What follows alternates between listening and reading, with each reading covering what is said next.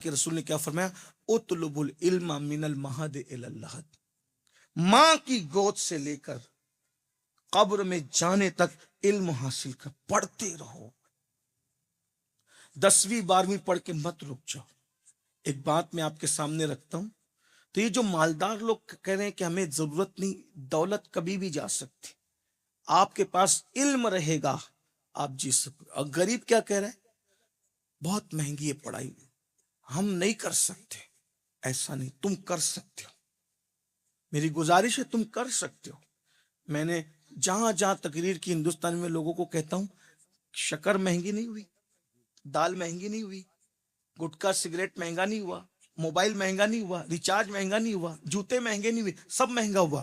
ہر مہنگی چیز خرید رہے ہو نا، تو پھر تعلیم مہنگی ہو گئی تو پیچھے کیوں ہے؟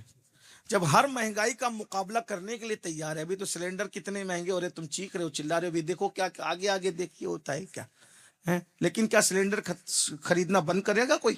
نہیں، چلائیں گے، چیخیں، خریدیں گے۔ کیوں؟ ضرورت ہے۔ تو جتنا ہمارے لیے سلنڈر ضروری ہے، اس سے زیادہ ہمارے لیے تعلیم ضروری ہے۔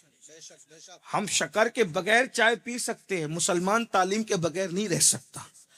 اسلام اور جہالت دونوں ایک ساتھ کبھی نہیں رہ سکتے۔ جہاں جہالت ہوگی وہاں اسلام نہیں ہوگا، اور جہاں اسلام ہوگا وہاں جہالت نہیں ہوگی۔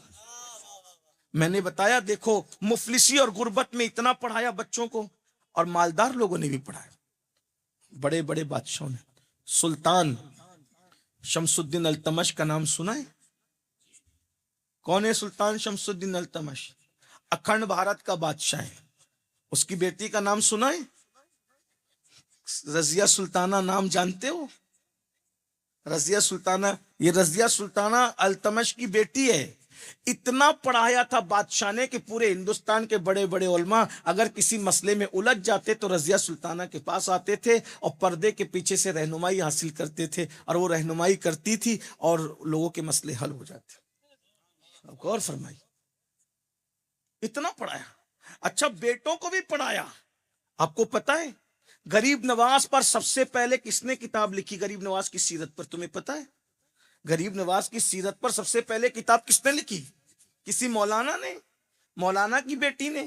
کسی ولی نے؟ ولی کی بیٹی نہ میرے بھائی، شاہ جہاں کی بیٹی جہاں آرا بیگم، اس نے سب سے پہلے غریب نواز کی سیرت پہ کتاب لکھی۔ اس کے بعد جتنے بھی لوگوں نے غریب نواز کی سیرت لکھی ہے، جہاں آرا بیگم کے حوالے کے بغیر کوئی غریب نواز پہ کتاب لکھ ہی نہیں سکا۔